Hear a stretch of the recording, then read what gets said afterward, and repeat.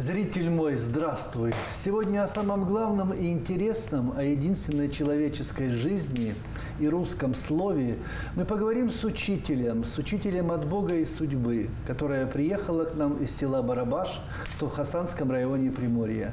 У камина Наталья Михайлова. Наталья Сергеевна, здравствуйте. Здравствуйте. Село Барабаш, название такое интересное. Откуда все это произошло? Это один из тех, кто осваивали этот край. В честь одного из основателей? Да. Как живется, можется в Барабаше? На мой взгляд, хорошо. Хорошо? Поскольку, да, там прекрасная природа, чистый воздух, вода прекрасного качества, покой, тишина. Вы там давно живете? Почти 20 лет. Михайлова Наталья Сергеевна. Родилась в 1953 году в городе Серпухове в семье военнослужащего. В 1957 году вместе с родителями приехала на Дальний Восток. По окончании средней школы поступила на филологический факультет ДВГУ.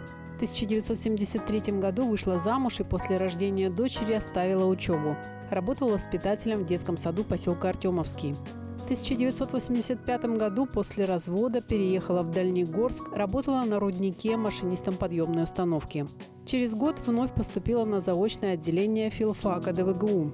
В 1992 году получила диплом и начала работать учителем русского языка и литературы в школе. Сначала в городе Дальнегорске, затем в поселке Барабаш. В 2003 году организовала театр-студию «Наследие», который за 18 лет работы неоднократно становился призером на различных конкурсах, а в его постановках участвовали сотни учеников школы. В 2020 году Наталья Михайлова стала победителем региональной общественной премии «Неравнодушный гражданин» в номинации «Культура». А вы вообще сами родом из Подмосковья? Да. Как получилось, что девочка из Подмосковья стала в Приморском крае жить всю жизнь? Отец военный, закончил в Москве военную академию, военный финансист, и был направлен на службу на Дальний Восток. Началось это все с Совгавани, затем Приморский край, один гарнизон, другой гарнизон. Сколько школ сменили? 4. 4. Всего лишь 4. Да, Ерунда. 4. Каким было детство? Счастливым? В первые годы это московский дворик, пока отец учился. А потом дальше, с 4 лет начиная, это тайга дальневосточная. Гарнизон под Совгаванью, 3 барака в тайге. Ну, скучно Тайга, ребенку лес. было. Бараки, тайга и взрослые люди. Детей, наверное, мало было. Изумительно просто, Да? Изумительно было, да. Я вот выросла в тайге, потом из Совгавани мы переехали в Романовку, в такой же гарнизон, также точно в тайге. Вы сказали такое слово редкое – изумительно. А что было изумительного? Вот из вашей, то изумительно, из чего было соткано? Ну, мне очень дорого, чтобы рядом была природа настоящая, чистая, богатая. Вот это мне как-то дороже всего. А за что вы благодарны тайге своего детства? Ну, поскольку действительно не так много было ребят, и да, я действительно подолгу играла одна, вот где-нибудь на поляне какой-нибудь зеленый, где-то кусты какие-то там забиралась и на деревья залезала, то я думаю, что это очень развивало фантазию. Потому что, ну что делать на дереве? Залезешь на дерево и фантазируешь. Что угодно. Да, и фантазируешь, да. А девочка Мне это Наташа была книжная? Да.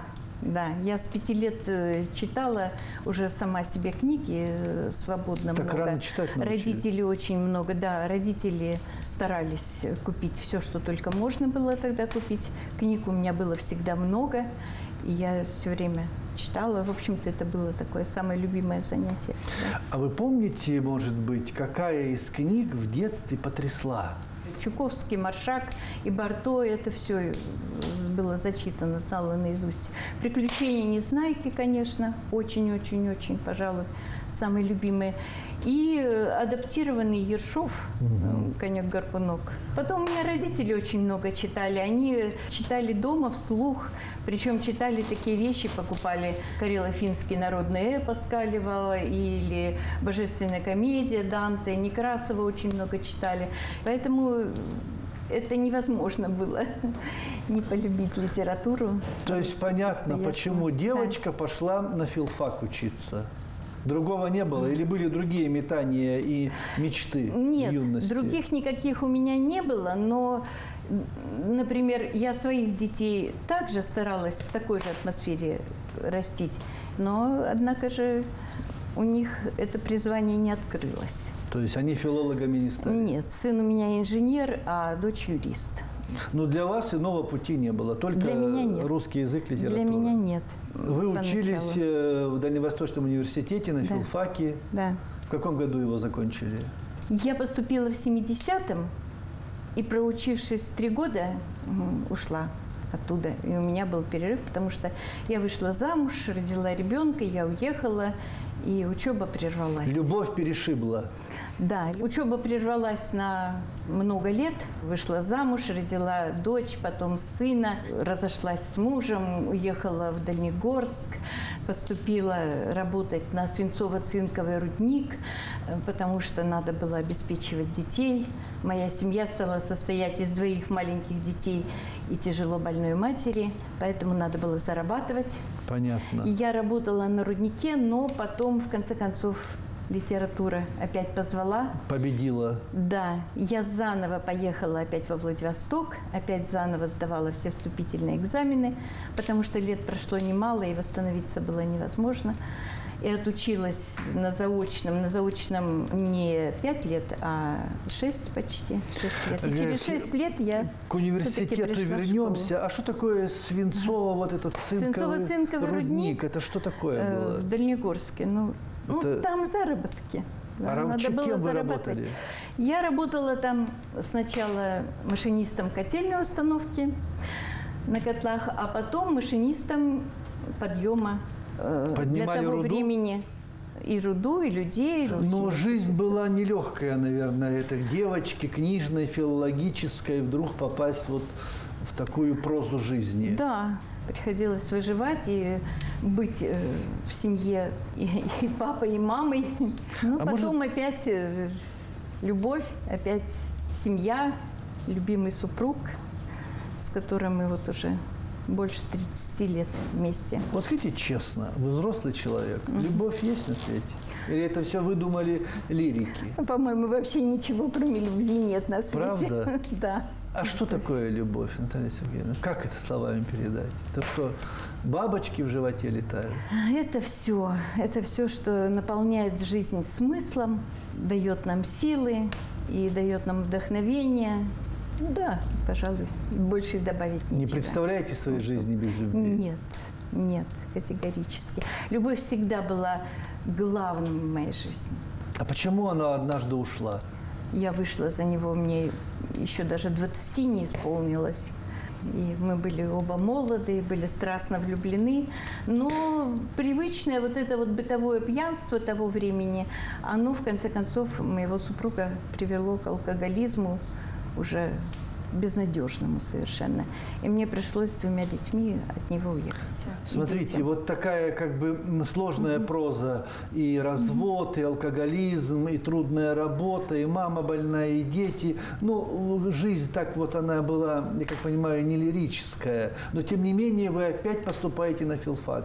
Все-таки эта мечта детства, вот это несбывшееся, наверное, не отпускала? Да, конечно. Я все равно все годы продолжала читать. Причем я читала всегда не только художественную литературу, но и критику, публицистику, философия, психология. То есть все входило в круг моих интересов. У меня богатая библиотека домашняя. Я собрала 2,5 где-то тысячи книг. Да, если считать еще техническую литературу мужа, то точно 2500. Да, никак не меньше. Отдельный совершенно шкаф, наполненный справочниками, энциклопедиями, это обязательно. Читала я все время, и потом, когда вот как бы жизнь наполнилась и как-то не то, что устоялась там, но во всяком случае я почувствовала силы, обрела силы в себе, накопленные за годы знания, и именно знания в области вот литературы, не давали мне спокойно сидеть вот там, где я работала машинистом подъема. Можно было, конечно, совершенно спокойно продолжать работать или Но еще это была не что-нибудь ваша делать. история. Нет. Была какая-то такая маята, хотелось. Ну как же так? Вот я все это знаю, и куда все это, и кому все это. Я же куда-то, кому-то это все должна отдать. Нетерпение такое меня заставило. Вот все 6 лет, что я училась, я работала на руднике и училась. Никто не говорил: Наташ, заочно. Зачем тебе это нужно? Вообще Говорили. тебе И даже не просто говорили, а говорили с большой долей Иронии. иногда иронии, иногда даже раздражения какого-то такого. Вот почему, что это, зачем ты учишься, куда ты учишься. И годы уже такие. Я закончила эту учебу и пошла в школу, когда мне уже 40 лет. 40 лет. было, да. Ну, как говорит героиня известного фильма, Да. 40 лет жизнь только начинается. А первый урок учитель Михайлова помнит? Дело в том, что первый урок состоялся, когда мне было 20 с небольшим, когда я еще училась первый раз. И это была вообще ошибка. Я не справилась, можно сказать. Потому что я так боялась. А может быть, это была ошибка руководства, потому что меня поставили сразу к старшим. И вот я вошла в класс, и они встали все, чуть ли не все выше меня ростом. И я так дрожала от страха, я совершенно не могла справиться с классом. Они вас психологически победили. Да, я не могла справиться с классом. Они сразу это почувствовали. Дети сразу чувствуют человека, у которого не хватает характера. А как держать, может когда их получиться. 20-30 человек? Это должна быть очень четкая организация урока. Это не должно быть никаких заминок, простоев. Все должно идти по порядку одно за другим. Ну и кроме того, еще, конечно, характер и сила духа. Дети всегда это чувствуют. А что делать, когда шум, да. когда не слушают? Вот ты говоришь, ты готовился, ты хочешь что-то донести, а он сидит или они сидят, им это неинтересно. Что делать? Кричать? Ну, бывает иногда и повысишь голос, конечно, на кого-то, кто уж совсем-совсем за рамки выходит. Как-то я вообще бесконфликтный человек, и поэтому у меня отношения складывались хорошо. А как можно быть бесконфликтным? Жизнь, она же вообще конфликтная. Мы все разные. Я никогда ни о ком не думаю плохо. Человек, он слаб, он подвержен ошибкам, с каким-то своим сомнением. И иногда просто скажешь, не подумавши, но это просто ошибки. И я это вот очень хорошо понимаю, что человек может без всякой задней мысли просто вот, сказал, или он что-то другое совершенно думал в этот момент. И если уж так все время искать подвох, то можно в любой фразе найти какой-то тайный умысел, какой-то злой умысел, и что я к этому не склонна. Наталья Я Сергеевна. склонна верить, что никто ничего Это плохого замечательно. не замышляет. Это замечательно. Но вас обманывали в жизни, вас предавали, вам завидовали, вам делали плохо. Это же жизнь. Только тогда, когда я боролась за супруга своего первого, чтобы он прекратил пьянство, а его собутыльники всячески мне мешали. Они не Вот хотели его только- отпускать. Да, только они и только тогда. А больше никогда. А потом нет. И вообще я так счастлива. У меня близкие, дружеские отношения я поддерживаю. Уже мы более 50 лет. Мы подружились с моими подругами. Вот нам было 10 лет. И с тех пор, причем у нас тесная дружба, мы постоянно видимся, мы во всем помогаем друг другу все эти годы. Вот. И я никогда себя не чувствую одинокой, они в курсе всех моих дел, они всегда рядом, они всегда рады, когда хорошо, сочувствуют, когда плохо. Ну, то есть мы вот так вот вместе идем по жизни. И у меня супруг второй тоже удивительный, редкой души человек. Он не филолог? Исключительно нет. Он инженер-электрик, он технарь, но он все годы всегда с огромным уважением ко мне относился. И когда я сомневалась, поступать ли мне опять в университет, он сказал: так, не поступишь, в этом году не поступишь, все, я с тобой здороваться не буду. Вы когда Так, говорите то о есть- нем, у вас глаза посветлели. Да. Вы учителем русского языка Да. и литературы проработали сколько лет? Почти 25. Почти 25 лет. Да. У вас бывали дети, которые не любят литературу? Ему это неинтересно, не его абсолютно? Конечно, конечно. Вот как? Для того, чтобы втянуть такого ребенка в круг общения с литературой, вот для этого мне и понадобился школьный театр. Для того, Вам чтобы... было тесно на уроках? включить. Вам этого было мало? Конечно, потому что, ну вот, допустим, как вы заманите ученика после уроков сидеть с вами и 10 строчек целый час разбирать, Никогда в вникать, жизни. не заманите. Там черемуха цветет, он, Да. природа, он Конечно, убежит. не Конечно. заманите ни за что на свете. А если ему надо, он знает, что ему потом выходить на сцену и исполнять роль, или читать со сцены, то тут уже это называется тогда репетиция, и он сидит с вами и разбирает, и выучивает. Потому что ведь не зря такой вот сейчас распространенный пример, что прочтите «Бразды пушистые, взрывая, летит кибитка удалая», ямщик сидит на облучке в тулупе в красном кушачке, а современный ребенок понимает только слово «пушистое» и сидит. Самая главная работа для освоения классической литературы – это, конечно, вот эта лексическая работа. Без понимания смысла каждого слова не может быть понимания смысла литературы. И поэтому вот для такой кропотливой работы, конечно, времени на уроках мало. Приступая к постановке, я обязательно индивидуально вот раздала роли и каждому ребенку назначаю время. Он приходит, и сначала я сижу один на один, разбирая с ним каждое слово текста. Вот до так тех ваш пор, пока театр он и поймет. стал Вот рождаться, так он Да, и получился. Да. Основа репертуара – классика. Да, только классика. Но классика самая разная. А как увлечь ребенка? Бывает, что дети стеснительные, и говорят, я не буду, и мне это не надо. Ну, во-первых, я старалась начинать пораньше, с 5 класса, вот, поскольку у меня Когда они старшие еще классы. пластилин, гибкие. Да, они еще все хотят. Но самое главное здесь организовать успех ребенка. Чтобы он почувствовал Вот свой это успех. обязательное условие, да, потому что для них важно мнение сверстников. И если подросток такой подумает, ой, я опозорюсь, там, надо мной будут смеяться, и все, он не пойдет ни за что на свете к вам. Поэтому он обязательно должен почувствовать вот этот вкус успеха, что у него получилось. И вот обязанность организовать этот успех – это вот просто святая обязанность. Поскольку у меня же дети не избранные, а все вот есть класс до единого человека. Конечно, там в основном те, кто не обладают артистическим даром, но они никогда не должны об этом узнать. Я подбираю такую роль, с которой он справится. Пусть он скажет 3 слова, 4 слова, или пусть он вообще даже там хором что-то выкрикнет, но чтобы он ни за что не почувствовал, что у него что-то не получилось, что он где-то опозорился, провалился. А ребенок меняется, когда он чувствует успех?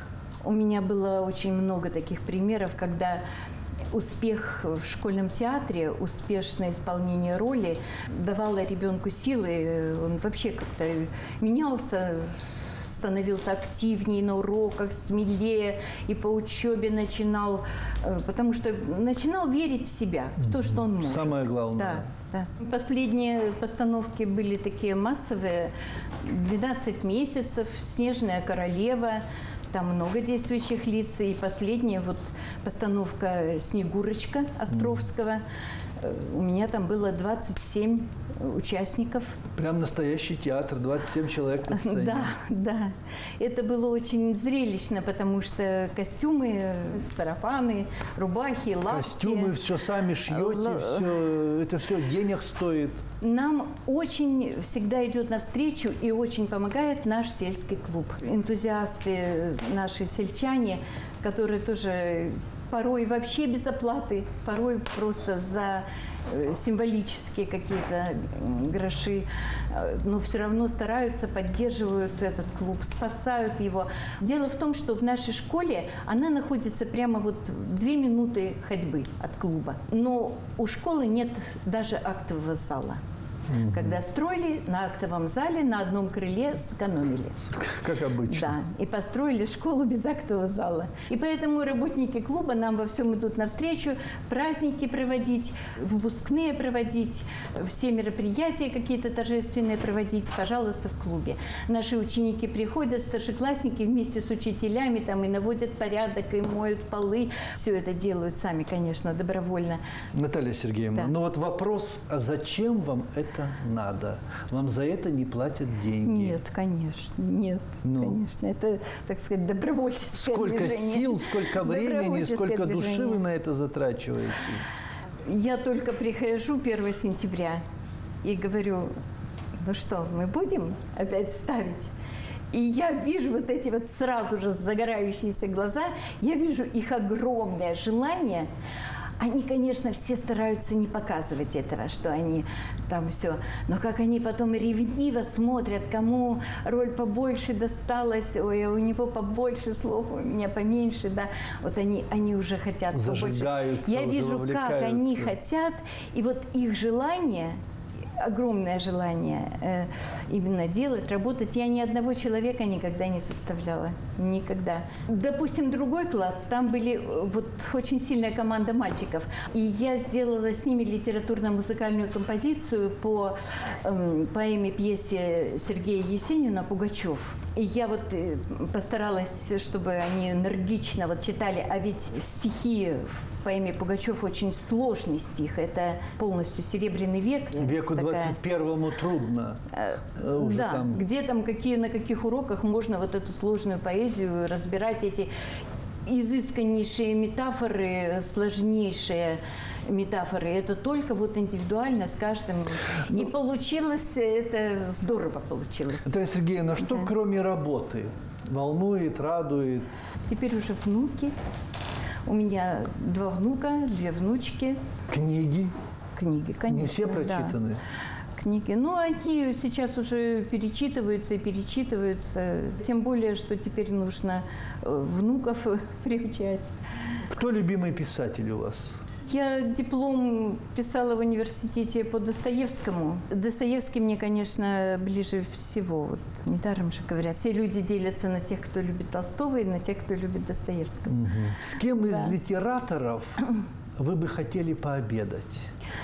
Сергей Шаргунов, конечно, сейчас самый, современников? Самый достойнейший, да, на мой взгляд, самый достойнейший. Поляков, конечно. А из классиков, которых нету уже, но мы помечтаем. Если была бы возможность, вы бы пригласили его в баньку и на обед в Барабаш. Я, пожалуй, так не замахнусь. Не замахнетесь? Нет, это уж слишком. Слишком. Я очень люблю творчество Вероники Долиной, очень высоко ценю бардов, вообще очень люблю. Если бы вы поймали золотую рыбку, что бы вы у нее попросили на речке Барабашка? Что же попросить у золотой рыбки? Сил, терпения, чтобы еще что-то сделать. Не могу отпустить Да. литератора, не попросив прочитать что-нибудь из поэзии. Что на поверхности сердца? Ну, в соответствии с возрастом надо уже, конечно, думать о вечном. Подводим итоги, конечно, с Пушкиным. Отцы пустынники и жены непорочные, чтоб сердцем возлетать во области заочные, чтобы укреплять его средь дольних бурь и битв, сложили множество божественных молитв. Но ни одна из них меня не умиляет, как та, которую священник повторяет в дни печальные Великого Поста. Всех чаще мне она приходит на уста и падшего крепит неведомой силой. Владыка дней моих, дух праздности унылый, любоначалия змеи сокрытой сей и празднословия не дай душе моей, но дай мне зреть мои, о Боже, прегрешения. Да брат мой от меня не примет осуждения, и дух смирения, терпения, любви и целомудрия мне в сердце оживи. Браво. Браво, Наталья Сергеевна. Спасибо за то, что вы такая, и вы делаете нашу жизнь лучше, Наталья Сергеевна. Всем добра и здоровья, берегите себя и живите, пожалуйста, долго. До свидания.